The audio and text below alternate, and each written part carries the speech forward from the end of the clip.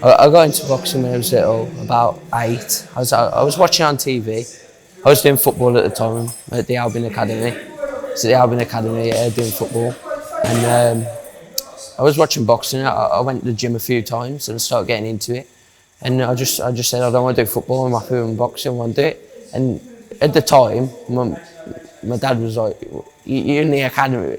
And now I look back at it and I'm like, there was a reason I quit football to do boxing, and I stuck to it now. So boxing 4 or 5 times a week. 2, 1. Stay where you are. When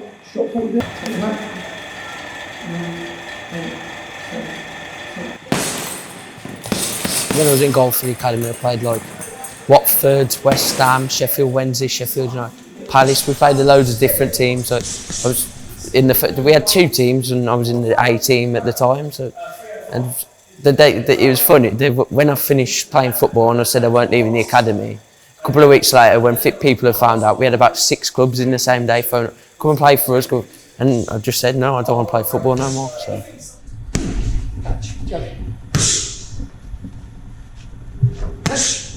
Well, the main goal, now I'm an amateur, become national champion, box for my country. That's always been the dream. From when I started, that was like the dream. When I realised I was doing it properly, that was the dream.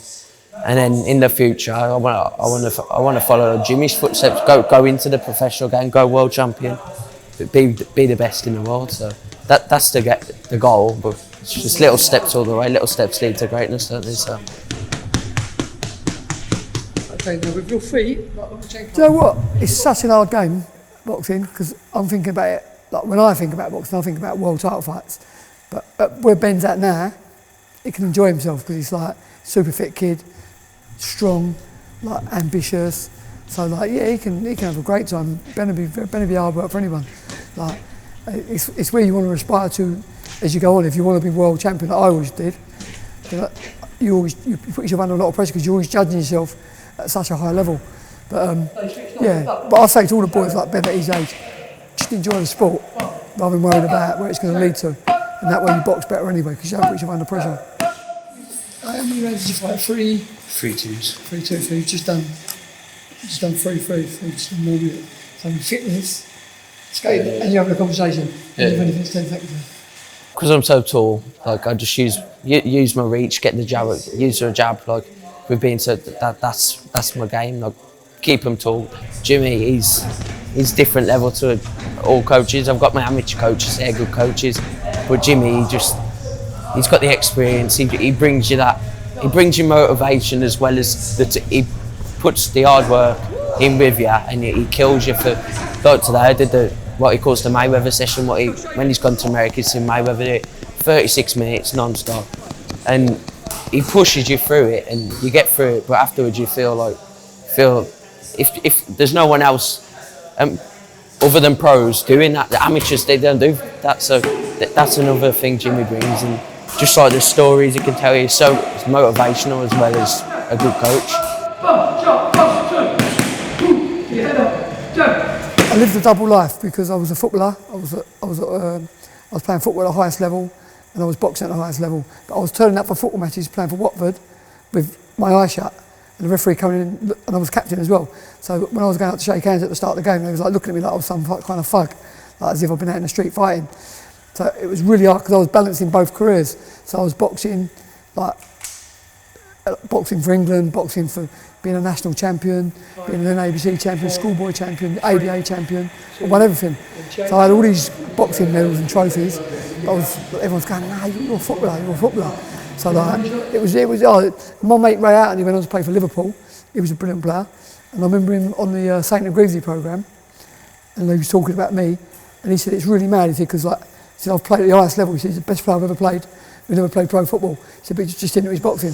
But it was the hardest decision I ever had to make. It was so tough to make. So I was only a kid, I was only a teenager, 16. And it was like, I had to sign forms that I couldn't box no more. So it was mad. But that's why I had such a desire to be world champion. Like my ultimate goal from a kid was to be world champion. So that's why I trained so hard. Like I put everything into it, everything. Like I trained, like I give up football for it. I give up everything for it, like, because that was my dream, to be world champion. So I just give everything. So like, that's what I say to everyone who comes into the sport. with other sports, with every other sport, football, which I've played at the highest level, you can play football.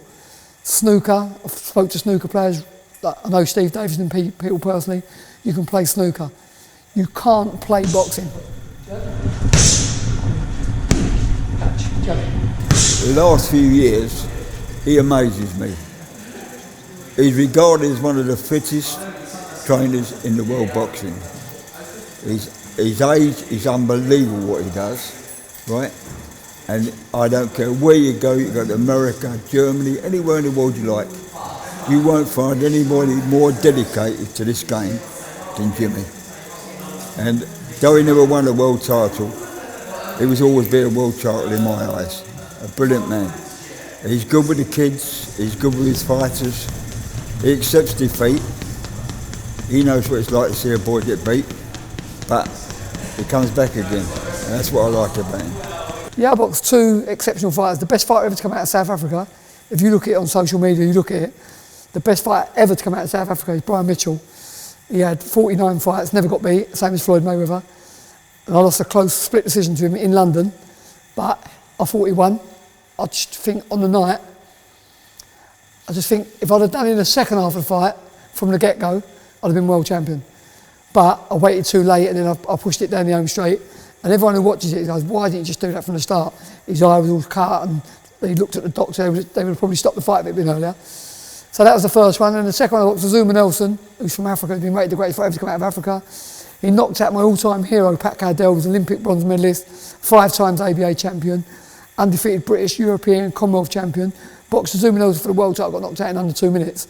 So my idol got destroyed by Nelson. So when I was walking to the ring at the Albert Hall, I remember thinking, I can't get knocked out in the first round. That can't happen.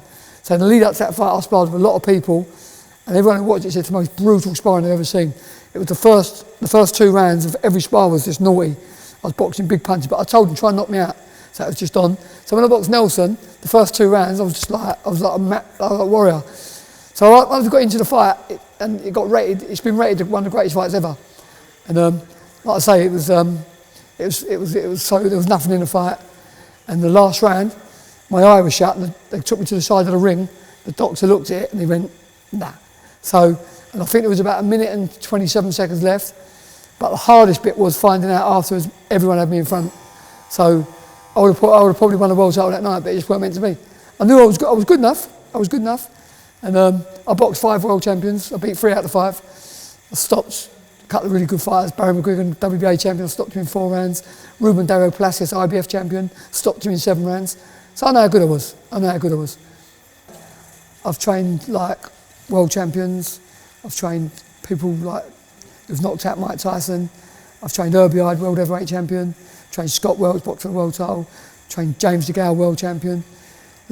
So as a trainer, I've done it at the highest level as well. I actually done an article on me not long ago, saying I'm the only trainer who's actually done it at the highest level as a fighter and a boxer. Most trainers ain't boxed for world titles or boxed or been undefeated champions. So yeah, that gives me a big plus with fighters in the change room because I know how they're feeling. I know what's going through their mind. Because a lot of trainers, believe it or not, don't actually know what's going through their mind.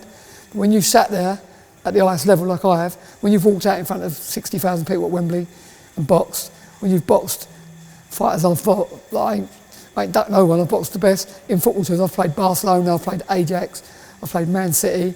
I've boxed at the highest level. So I know how they feel in that change room.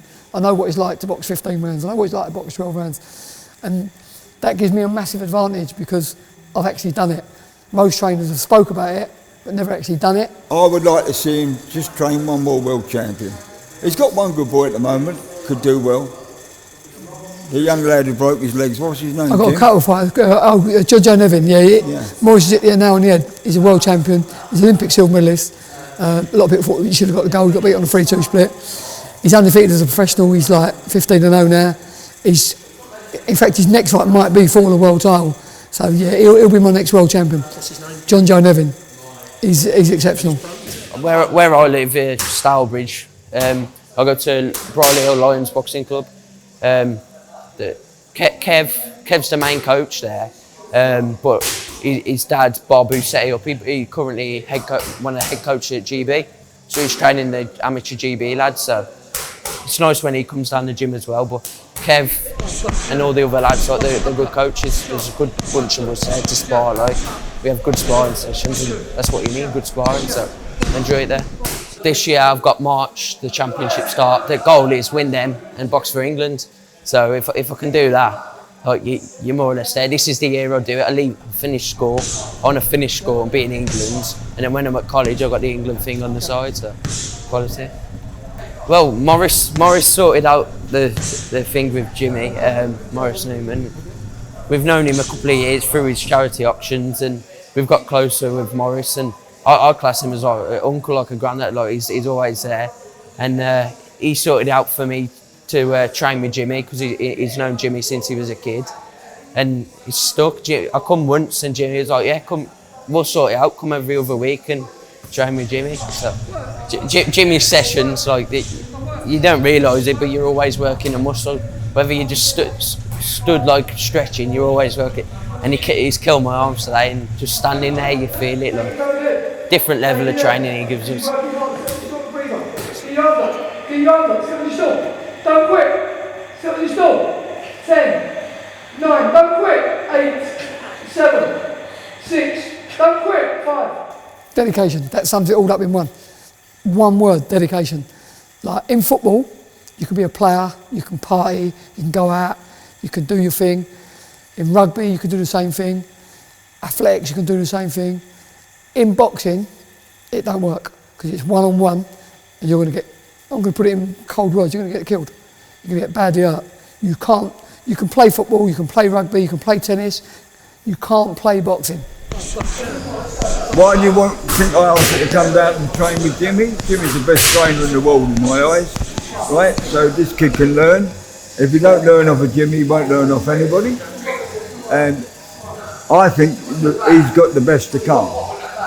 You've got to realise he's got to get into this frame. You're a big lad, right? At the moment, he's got height and reach above his opponents. And he's got to use that. And if he uses that, he can become a champion. No two ways about it, he can become a champion. Because one of the things, it's boxing, it's not fighting, it's boxing. And if this fella uses that lovely long left, straight left, and that keeps his shot on the move like you see him here this morning, there's not going to be too many young kids these days that's going to beat him, right? But it's in here. If he wants to do it, he'll do it. And if it ain't in there, he won't do it. Right? That's as simple as that. He don't need nothing. He's got height, he's got size, he's got pace. Next to Jimmy, he looks like a selling plate. I bet the answer is that man is fought for world titles and all that. In a few years' time, he'll be like Jimmy. He'll be as fit as Jimmy. He can go to the top. He can go to the top. It's all down to Ben. We can't do it for him. You can't do it. Jimmy can't do it. He's got to do it. He's got to do it. And if he believes in himself, he will do it. He will do it.